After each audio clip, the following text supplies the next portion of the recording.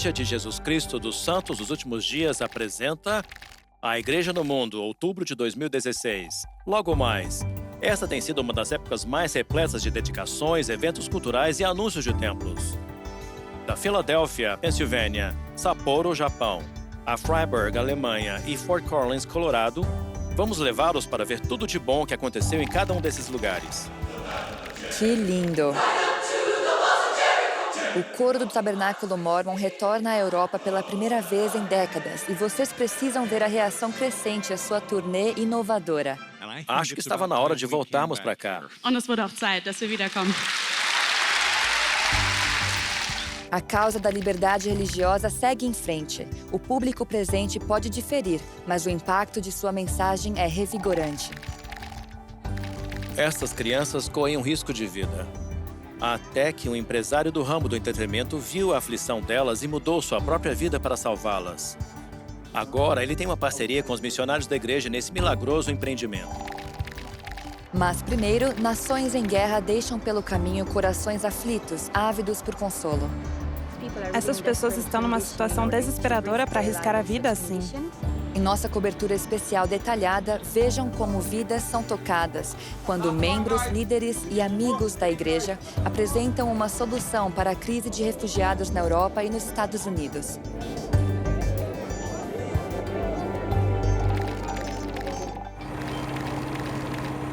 A fome continua a ser um importante problema mundial. A Organização das Nações Unidas, encarregada de ajudar pessoas carentes, afirma que quase 800 milhões, ou seja, 1 em cada 9 pessoas, passa fome todos os dias. O presidente Dieter F. Uchtdorf reservou um templo em junho para mostrar que a igreja está comprometida a aliviar todas as formas de sofrimento, inclusive a fome. As pessoas estão passando fome. Elas não têm trabalho, não têm comida. Este programa das Nações Unidas ajuda a alimentar os pobres e necessitados de nossos dias. Em uma reunião privada em Roma, Itália, o presidente Uchtdorf entregou um cheque da igreja no valor de 3 milhões de dólares ao Programa Mundial de Alimentos. As doações estão sendo utilizadas para fornecer alimentos a refugiados e a pessoas deslocadas em Camarões, no Chad e na Síria. Muitos deles sem casa para morar, alguns sem país. O enfoque do Programa Mundial de Alimentos é auxiliar os pobres e necessitados do mundo inteiro. Temos mais de 60 milhões de refugiados no mundo. São pessoas deslocadas dentro do seu próprio país, pessoas que deixaram o país e vão para outro lugar. Quando elas chegam a outro país ou a outro lugar, a crise de refugiados gera fome.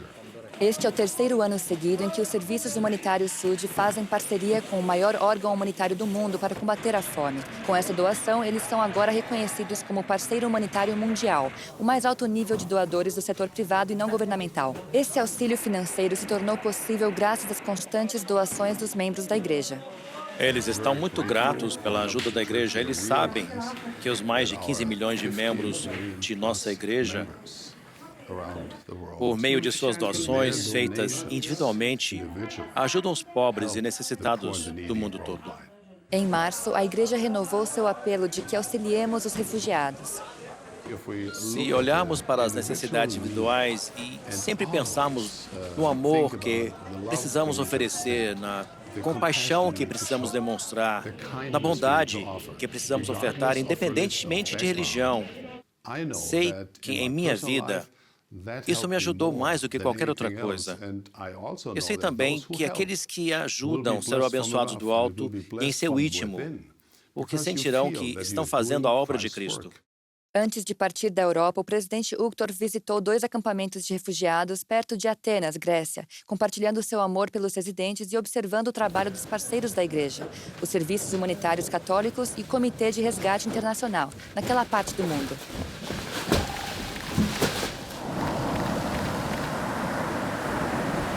Numa calma noite de domingo, 150 refugiados da África chegam ao porto de Catania, na ilha de Sicília, no Mediterrâneo. Esse é o principal porto de entrada na Europa para os refugiados do norte da África e da África Ocidental. É uma viagem muito arriscada e cremos que desde o início do ano, quase 3 mil pessoas perderam a vida ou estão desaparecidas. A serenidade do porto, um contraste marcante com a fúria do mar.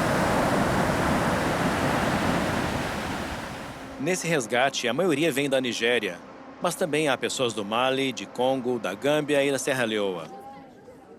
Um terço são mulheres, algumas delas grávidas, e 32 são crianças, a maioria sem os pais.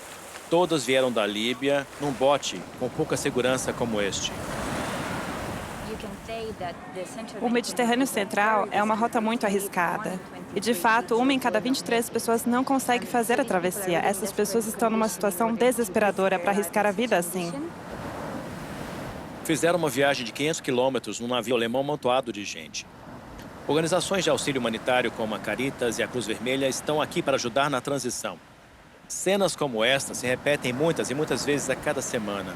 600 refugiados chegaram em julho e mais outros 100 em agosto. Forçados a abandonar sua casa, a maioria dos imigrantes procura apenas sobreviver. Comida, água e um lugar para dormir. Se tiverem sorte, vão encontrar alguém como Flávia Kahlo. Trabalho para a MEDO, Médicos pelos Direitos Humanos.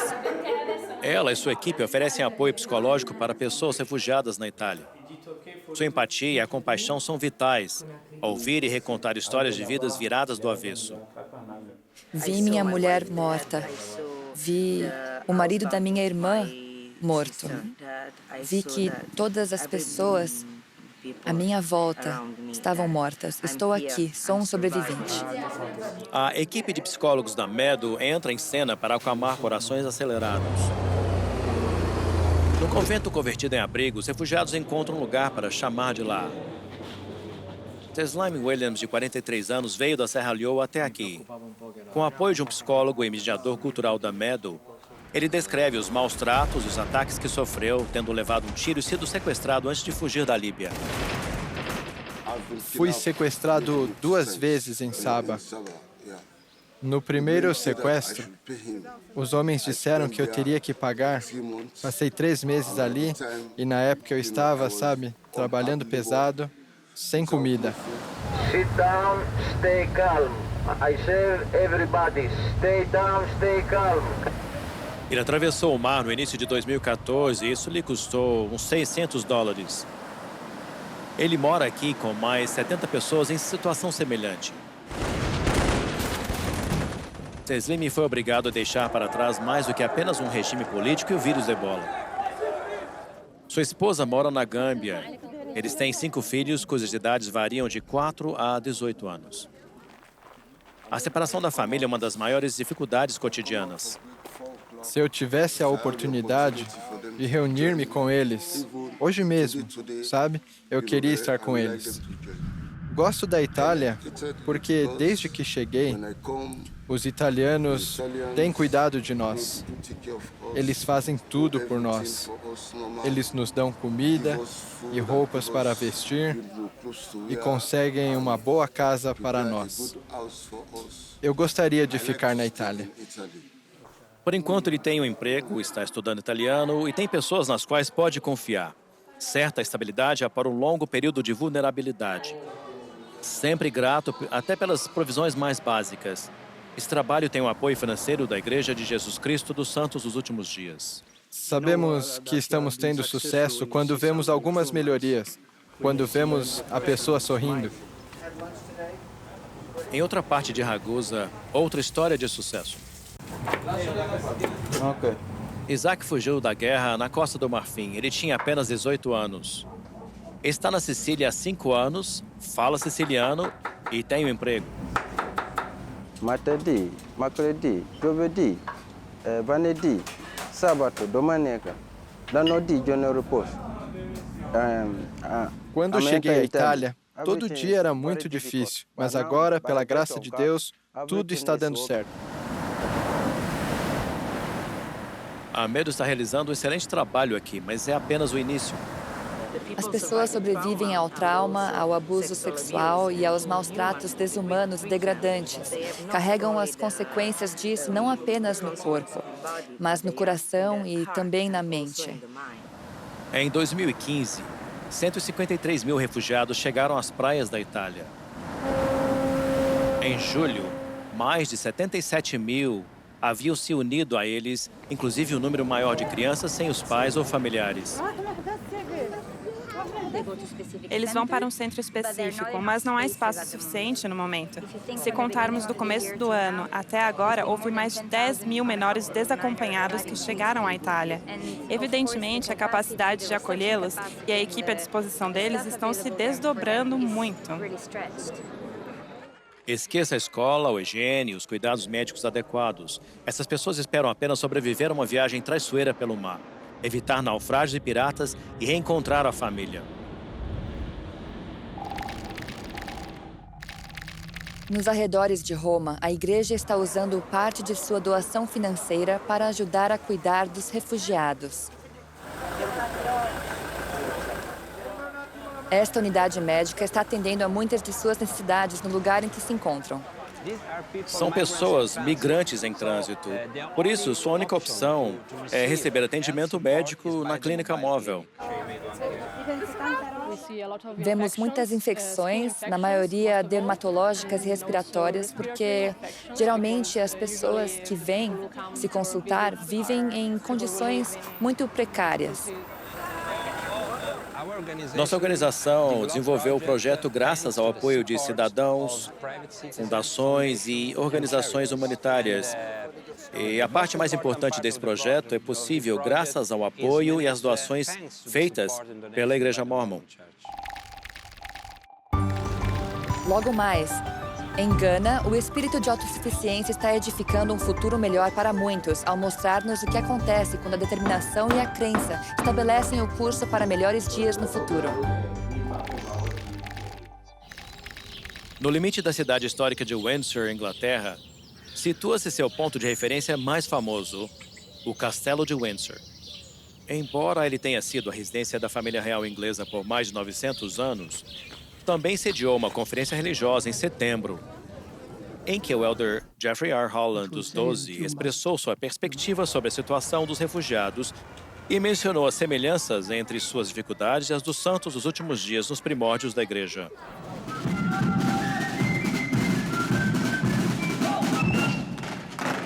Convidei o elder Holland para vir porque eu estava muito interessada em ouvi-lo contar a experiência de êxito dos Mormons. O elder Holland relatou brevemente a experiência dos Mormons. A igreja foi perseguida, teve de encontrar sua identidade, precisou trabalhar com pessoas de fora de sua comunidade e hoje está integrada à sociedade moderna.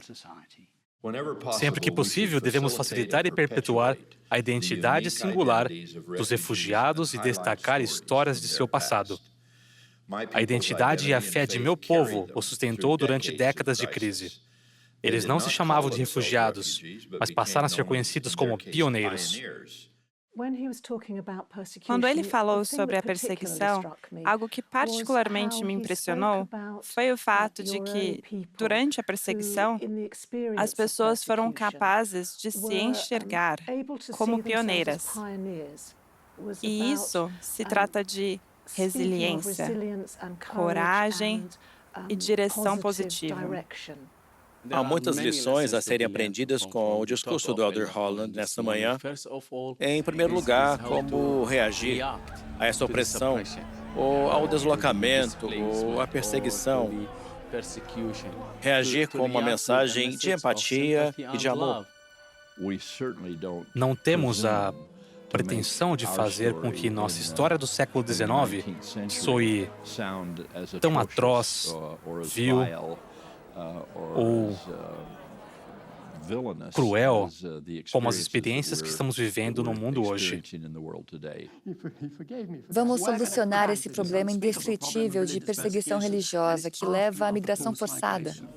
Vejo isso como algo urgente para decifrarmos, para solucionarmos. Bem, os Mormons têm uma história de sucesso. Essa é uma das grandes coisas que você pode fazer, a parte de todo o resto. Você pode realmente nos contar a grande história que deu certo. Com o tempo e com o céu ao nosso lado, com boas pessoas fazendo coisas boas, podemos ter esperança. What do you get to decide for me or for some other group of people? A igreja produziu uma nova série de vídeos chamada Exemplo Cotidiano, quando as crenças são questionadas.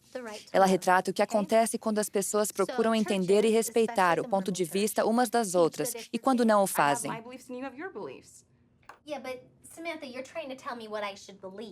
Esses vídeos estão disponíveis juntamente com outros materiais no site lds.org/Religious Freedom.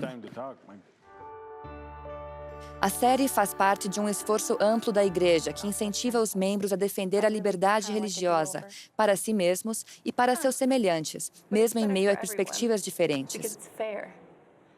Foi com esse tópico em mente que o Elder Dallin H. Oaks, dos 12, e outros líderes da Igreja discursaram na Conferência Regional sobre a Liberdade Religiosa de Dallas-Fort Worth, no dia 10 de setembro. As liberdades que se referem a um contexto privado e eclesiástico, ou que fazem parte dos direitos de todos os cidadãos, são as mais básicas e menos sujeitas a transigências. Nossa mensagem principal é a de que devemos cessar fogo nas guerras culturais e unir-nos no empenho de garantir equidade para todos. Em nossa sociedade pluralista, todos precisam aprender a viver em paz com as leis, instituições e pessoas que não compartilham de nossos valores mais básicos.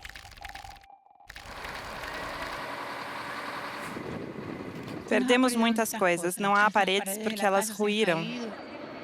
Esta mulher equatoriana fala da casa e dos pertences da família, ao mesmo tempo retratando o sofrimento de milhares de equatorianos que perderam tudo num terremoto de magnitude 7,8, que abalou a pequena nação sul-americana no dia 16 de abril.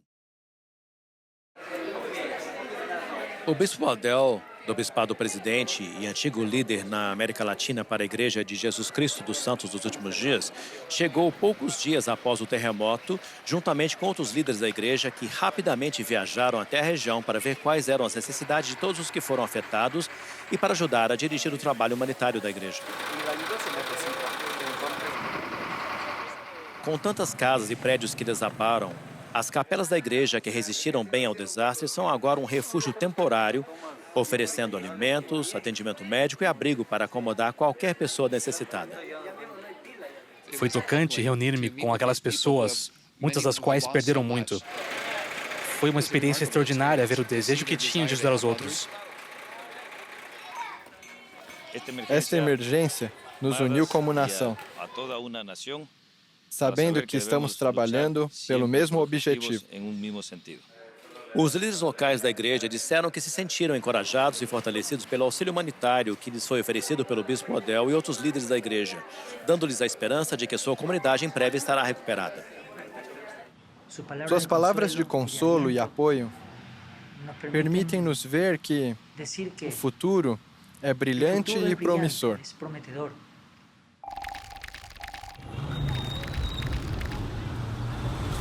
Trata-se de determinação, mas antes de tudo, temos que exercer fé em Deus. Os santos dos últimos dias de Accra, Gana, estão sendo um exemplo ao conquistar sua própria liberdade econômica e em número cada vez maior.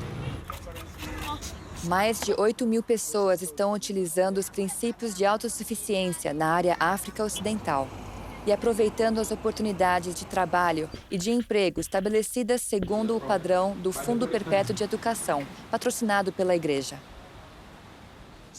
A autossuficiência é a essência do próprio Evangelho. Financiados por doações de membros da Igreja, os centros de autossuficiência são locais em que as pessoas podem ter acesso a recursos para adquirir novas habilidades profissionais, para conseguir um emprego, iniciar um pequeno negócio e aprender mais sobre finanças pessoais e familiares. É como subir uma escada. Se não tiver fé, você não consegue chegar lá em cima. Fortalecido pelos princípios combinados de educação, emprego e negócio próprio, Stanley Malfoy abriu uma empresa de construção e reformas. Metade de seus empregados se tornaram autossuficientes por causa de seu exemplo e do trabalho que realiza. Talvez surjam problemas, mas se tivermos fé no Pai Celestial, vamos chegar onde queremos chegar. Dorothy Aman perdeu um filho que estava doente e sempre se preocupava por ficar longe de seus outros filhos, trabalhando no restaurante. Todos foram convidados. Por isso, eu decidi tentar. Graças às oportunidades e aos conselhos que recebeu num centro de autossuficiência de Gana, Dorothy hoje tem seu próprio negócio em casa e pode cuidar de seus filhos e atender às necessidades deles melhor do que antes. Estou feliz, porque eu lhes digo, é daqui que vem o dinheiro. Estou muito otimista. Estou otimista no sentido que as próprias pessoas têm fé no que estão fazendo e no Pai Celestial e em seu Filho Jesus Cristo. E sabem que o Pai Celestial é um provedor. Por isso, se o Pai Celestial lhes diz que é isso que precisam fazer para chegar ao nível seguinte, elas não duvidam e são capazes de ajudar a si mesmas. Logo a seguir, este estado do sul dos Estados Unidos está acostumado a sofrer desastres naturais. E esse é apenas um dos motivos pelos quais os voluntários da igreja não podem deixar de ajudá-los no momento de aflição. Nunca vi encher mais do que a metade, mas desta vez transbordou. Pusemos a bagagem, o cachorro e mais algumas coisas na canoa. A casa ficou totalmente inundada. Era um rio e tive que sair dali de barco na manhã do sábado.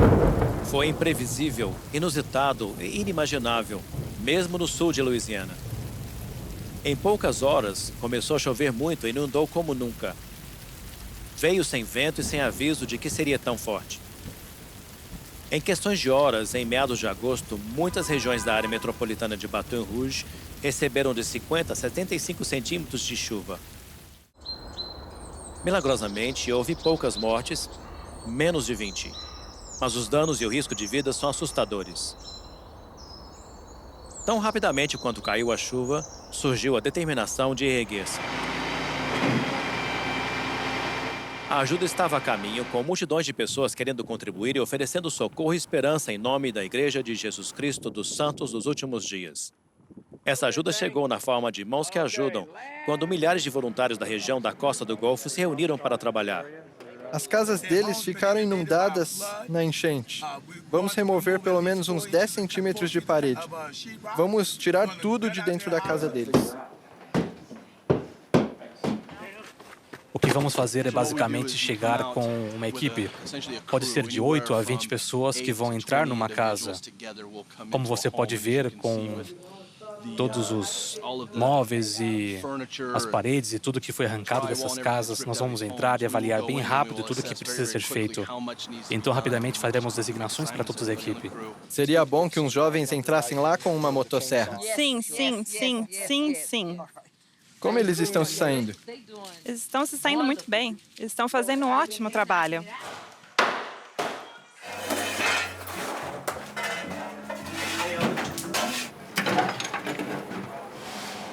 Eu estava fazendo tudo sozinho.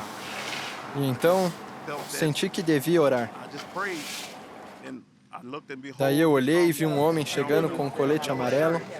E logo em seguida, no mesmo instante, ele voltou com não sei quantos deles. Eu acho que eram uns 10, 15, 20, 30 deles. E eles fizeram um tremendo trabalho me ajudando. E Deus abençoe cada um deles. Man, y'all be good, man. Thank y'all so much. Maybe this was the Lord. Maybe this was the Lord. É difícil porque entramos nessas casas, estamos lidando com pessoas, estamos cuidando delas uma a uma. Quando eu vi todas as coisas saindo, tudo, pouco a pouco, toda a minha vida, quando eu digo que todas as fotos têm lembranças, as pequenas fotos, eu não consigo me controlar. Não. É muito triste. Reconstruir. Já tenho 67 anos, sabe? É assustador pensar nisso. Tem que recomeçar tudo de novo.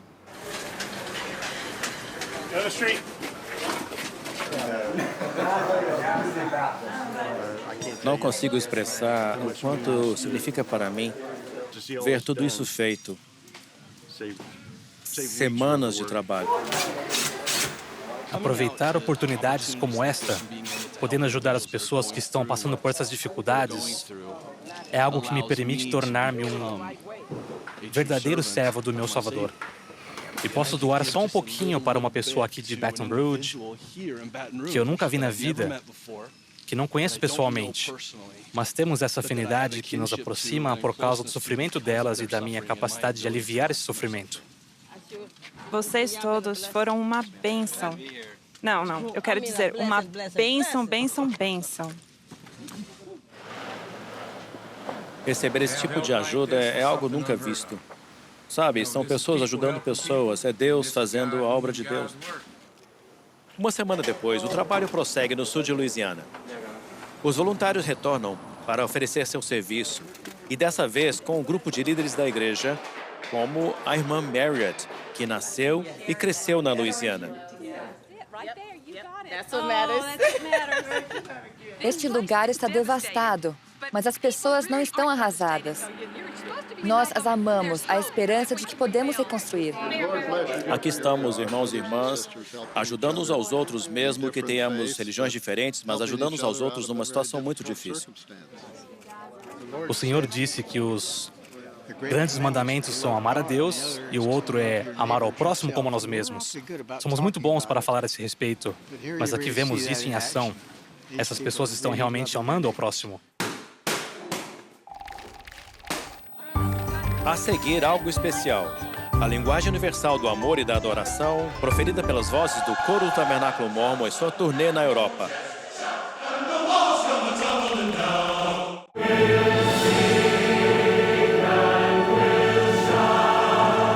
Quando ouvimos boa música em lugares excelentes, a experiência é ótima. Não apenas para o público, mas também para quem a executa. O coro do Tabernáculo Mórmon e a orquestra da Praça do Templo cruzaram o Atlântico pela primeira vez em décadas.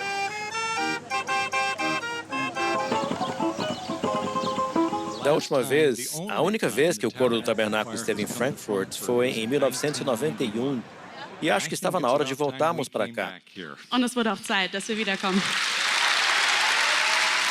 Essa turnê movimentada, com muitas pessoas, fez 7 paradas na Europa Ocidental, com uma programação muito corrida, que foi de 29 de junho até 13 de julho. Ela trouxe de volta para a Europa muita música criada aqui por famosos compositores do passado.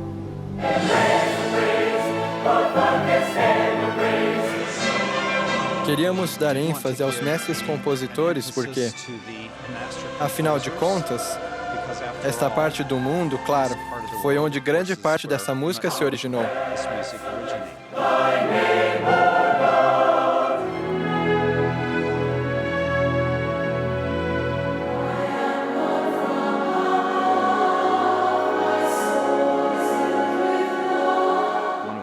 Uma das coisas mais maravilhosas de se ver são os espectadores que chegam sem nunca terem ouvido falar do coro.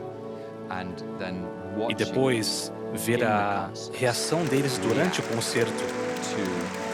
Não somente a música e a qualidade do coro e da orquestra, mas o que acontece com eles, aqueles sentimentos que eles não conseguem explicar. Isso é algo glorioso de se ver. Como europeu, eu me sinto muito orgulhoso do coro. Ele constrói pontes para todas as religiões, todas as comunidades. São embaixadores desta grande causa da Igreja de Jesus Cristo dos Santos dos últimos dias. A experiência geral que o coro teve foi influenciada pelos lugares nos quais decidimos nos apresentar e também pelos lugares que permitimos que eles visitassem ou que os incentivamos a ver. E para muitos membros do coro, essa foi uma oportunidade de voltar ao lar, para ver parentes que não viam e com os quais não interagiam há muito tempo. Sou de Frankfurt, Alemanha. Minha família mora a uns 15 quilômetros ao norte, numa cidadezinha chamada Karben. E foi lá que eu passei a minha infância. O motivo pelo qual quero fazer música é porque acho que esta é a forma mais maravilhosa de louvar o Senhor, cantar. E creio que quando as pessoas cantam a respeito de Cristo, quando uma pessoa fala de Cristo, isso tem poder. Mas quando as pessoas cantam juntas a respeito de Cristo, é algo mágico e poderoso, além da medida. Antes do final da turnê, o coro recriou esta fotografia icônica e muito querida, tirada em frente da Torre Eiffel, em 1955. Como podem ver hoje, o número de membros do coro continua o mesmo. Mas não houve muito tempo para relaxar no final da turnê. O concerto do Dia dos Pioneiros, que seria realizado em Salt Lake City, estava bem próximo, estrelando os King Singers, que viriam da Inglaterra para novamente cantar no centro de conferências. Listen to the happy sound. candles glowing hour by hour. Oh, he'll take the high road and I'll take the low road. A técnica e o talento das pessoas que usam a tecnologia para capturar nosso som. E se vocês ouvirem o disco, é quase como ouvir o nosso concerto. Não sei como eles fazem isso, porque estávamos cantando com microfones naquele lugar imenso, mas parecia incrivelmente íntimo. É fantástico estar aqui.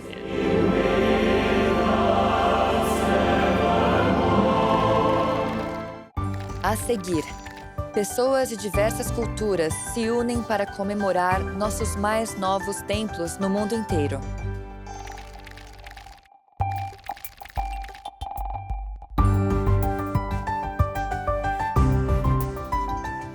Gostaria de anunciar 4 novos templos, que nos próximos meses e anos serão construídos nos seguintes lugares.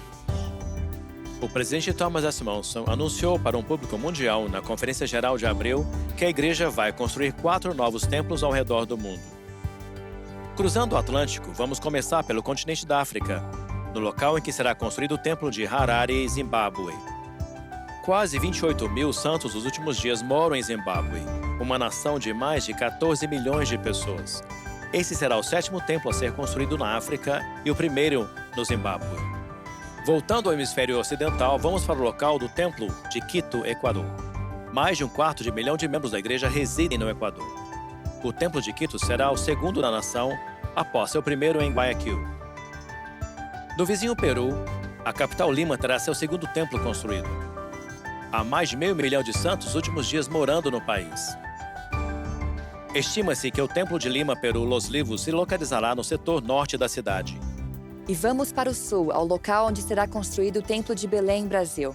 Esse será o 9º templo da igreja no Brasil, onde residem mais de 1 milhão de santos dos últimos dias, num país de 205 milhões de habitantes.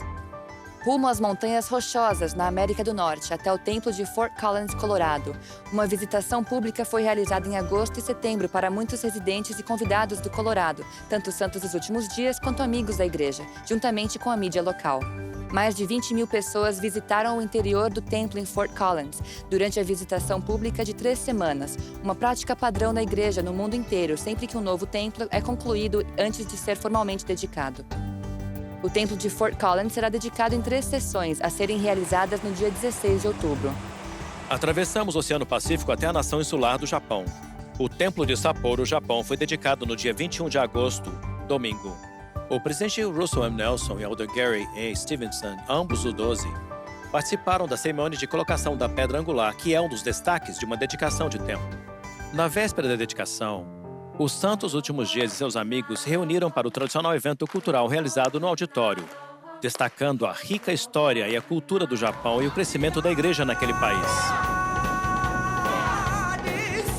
O Templo de Sapporo, Japão, ocupa um terreno de mais de 3,6 hectares, que contém fontes, lagos e jardins, muito adequado à sua localização no Japão. O terreno está aberto ao público em todas as estações para que as pessoas caminhem pelas belas calçadas. Do Extremo Oriente, atravessamos o Pacífico e o Atlântico até a Europa, ao Templo de Freiburg, Alemanha. O presidente Dieter F. Uchtdorf dirigiu as sessões de rededicação do templo no dia 4 de setembro. Essa é a 2ª reforma do templo após o término das últimas reformas e expansões, realizadas em 2002. Mais recentemente, o templo passou por uma nova série de reformas que durou mais de um ano. O Templo de Freiburg foi originalmente dedicado em 1985. Foi o primeiro templo construído em solo alemão. O templo está localizado no setor noroeste da histórica Freiburg, um cenário pastoral em tempos modernos, e a cidade próxima dele tem muito do estilo do Velho Mundo de uma Alemanha de eras passadas. Rumo à América do Norte, próximo às Montanhas Rochosas do Oeste. Ainda falta mais de um ano para a dedicação do templo de Meridian, Idaho, mas ele já recebeu um belo detalhe de acabamento. A estátua do Anjo Moroni foi instalada no alto de seu domo central, em 20 de julho, um ano após o dia em que o elder David A. Bednar, dos 12, dirigiu a cerimônia de abertura de terra. A cidade fica adjacente à região suburbana ocidental de Boise. Quando dedicado, o Templo de Meridian, Idaho, será o 5º templo em funcionamento naquele estado. E agora para o nordeste dos Estados Unidos. A 5ª maior metrópole dos Estados Unidos e o berço da própria nação. Os cidadãos da Filadélfia têm agora um templo da igreja para acrescentar à célebre história de sua reverenciada cidade, também conhecida como a Cidade do Amor Fraternal. Localizado na Rua Vine e próximo a outra casa de adoração, a Catedral Basílica de São Pedro e São Paulo, e a pouco mais de 3 quilômetros do Independence Hall, o local histórico da assinatura da Declaração da Independência, que é retratada numa pintura exposta no saguão principal do templo. Dentro do templo, outras referências históricas em pintura também relembram os primórdios da igreja, como o batismo do profeta Joseph Smith no rio Susquehanna, em Harmony, Pensilvânia, de frente para a pia batismal do templo e o período em que Joseph traduziu o livro de Mormon. Trata-se do primeiro templo sud construído na Pensilvânia e as pessoas estavam prontas para comemorar no tradicional evento cultural no centro Liacoras.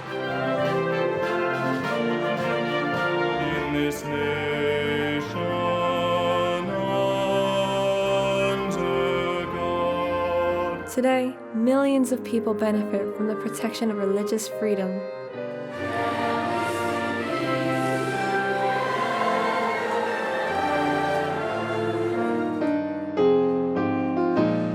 No dia seguinte, Henry B. Eyring, da primeira presidência, dirigiu 3 sessões dedicatórias do templo, mas primeiro cumprimentou todos os que foram testemunhar a cerimônia pública da colocação da pedra angular.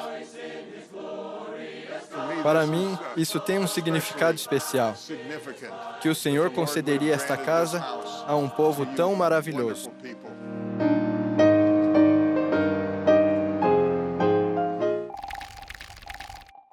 A seguir, esses escoteiros escolheram o caminho do serviço e da honra. O Elder Holland dos 12 nos lembra que dever para com Deus é muito parecido, uma jornada de comprometimento ao longo do tempo. Essa história e muito mais daqui a pouco.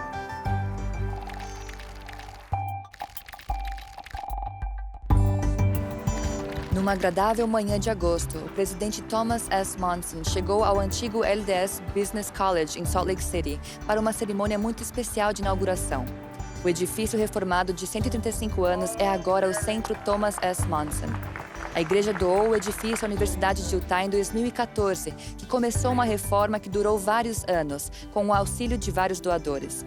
Na presença da primeira presidência e de membros dos 12, vários oradores descreveram a visão do centro, que se alinha com o próprio caráter do exemplo de uma vida inteira de serviço e de auxílio a todo tipo de pessoa deixado pelo presidente Monson. A ideia é de ter o nome dele vinculado a algo que vai ter uma influência na comunidade, com a qual ele se preocupa muito. Então, é claro, algo maior, o Estado e depois o mundo. Acho que isso deixou encantado. O novo centro que leva seu nome sediará pesquisas de normas públicas com ênfase na educação e no planejamento de infraestrutura, sendo um lugar em que acadêmicos e líderes comunitários poderão se reunir. Nunca é cedo demais do dia para reunir os escoteiros da América para comemorar seus ideais mais elevados. No evento anual nacional de reunião e desjejum realizado em San Diego, Califórnia, em maio, o Elder Holland dos 12 foi o orador principal, abordando uma virtude unificadora do escotismo, que é o dever para com Deus. Não há quadrinho a assinalar para indicar que o dever para com Deus está plena e integralmente concluído. É quem nós somos, ou talvez mais precisamente, quem estamos nos tornando. Num trecho de seu discurso, o Elder Holland elogiou um grupo de escoteiros que incluía o melhor dos ideais escoteiros: o auxílio prestado a um colega escoteiro portador de deficiência ao excursionarem juntos por uma área desabitada. Um mês depois, em junho, o escotismo e a igreja estabeleceram um importante marco histórico, uma cerimônia especial de abertura de terra realizada na Summit Bachelor Reserve, em West Virginia. Está agora em construção o novo complexo Excelência e Liderança Thomas S. Monson. Participaram do evento o Elder Holland e o Elder D. Todd Christofferson, também dos 12, e outros líderes da igreja. O complexo, que inclui vários edifícios, honra toda uma vida de contribuições para o escotismo feitas pelo presidente Monson. Uma ação concentrada e a bênção de voluntários tiveram um resultado extraordinário para o Family Search, o site de genealogia patrocinado pela igreja. Um projeto para indexar os registros de escravos afro-americanos libertados derivado dos registros do Freedmen's Bureau and Bank foi concluído em junho passado, um ano após seu início. Milhares de voluntários do país inteiro descobriram os nomes de 1,8 milhão de pessoas emancipadas da escravidão, que foram alistadas no Freedmen's Bureau, que pertence à Administração de Registros e Arquivos Nacionais. Em Washington, D.C., uma exposição permanente do trabalho genealógico patrocinada pela igreja será inaugurada em dezembro, dentro do recém-construído Museu Nacional de História e Cultura Afro-Americana, no Instituto Smithsonian. No Sudeste Asiático, o governo do Vietnã concedeu reconhecimento oficial à Igreja de Jesus Cristo dos Santos dos Últimos Dias. O elder Quentin L. Cook e o elder Gary E. Stevenson, ambos dos 12, acompanhados de líderes governamentais e de amigos da igreja, participaram de uma cerimônia histórica na cidade de Hanoi, em 31 de maio. Durante o evento, o elder Cook falou das bênçãos proferidas por líderes da igreja sobre o país e o povo do Vietnã há muitos anos e do cumprimento dessas bênçãos nos dias de hoje.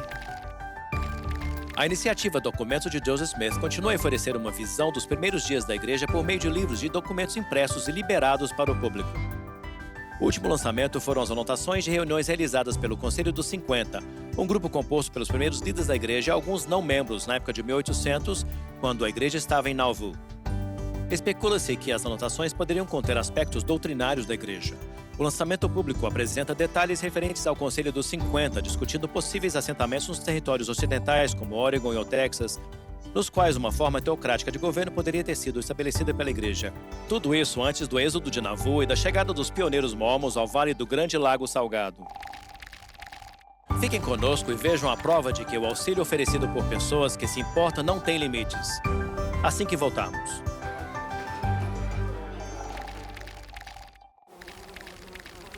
É um lugar conhecido por um nome incomum, Montanha do Lixo. As habitações desta vila cambojana foram, na verdade, construídas no alto de um aterro sanitário. Estamos aqui, bem no meio de uma área chamada Vila Pretoriana. E é aqui que surgiu uma parceria entre os missionários santos dos últimos dias com os serviços humanitários SUD, que servem aqui um famoso australiano de boa vontade que viu o sofrimento e largou sua vida de empresário de entretenimento para transformar uma vila pobre, uma criança ou família por vez, e estabelecer sua própria causa humanitária, o Fundo das Crianças do Camboja. Foi simplesmente o caso de uma menina de 9 anos, que nunca tinha ido à escola. Sua irmã mais nova estava morrendo de febre tifoide. Em uma hora, tínhamos uma casa, tínhamos um plano para que a menina fosse à escola. A irmã mais nova estava no hospital. Então percebemos que se fizermos isso por uma criança, o que podemos fazer pela próxima? O projeto entre os Serviços Humanitários SUD e a Ação Especial de Scott Nielsen construiu tubulações de água potável, ergueu novas casas acima do nível de inundação, entregou centenas de cadeiras de rodas e estabeleceu programas de vacinação. Quando começamos esse projeto, aqui era um pântano e havia vários esgotos passando pelo meio dele. Em poucos anos, houve um progresso extraordinário, com incentivos integrados para ajudar as famílias a suprirem suas necessidades de alimentos, incentivar as crianças a frequentarem a escola e a se desenvolverem por meio de programas de alfabetização. É difícil descrever o contentamento quando vemos uma criança e nos lembramos de quando a vimos pela primeira vez, as condições em que vivia. Depois as vemos e são líderes agora. Estão administrando programas comunitários, cuidando das avós, servindo alimento em suas próprias comunidades. Podemos ver tudo isso se desenvolvendo. Essas famílias estão realmente gratas pelo que fizemos por elas. Elas conversam conosco, fazem amizade conosco de todas as maneiras possíveis. E o trabalho continua. A parceria também construiu um curso de padaria para alimentos e aptidões profissionais e uma clínica odontológica. O próximo grande projeto, construir 200 casas novas.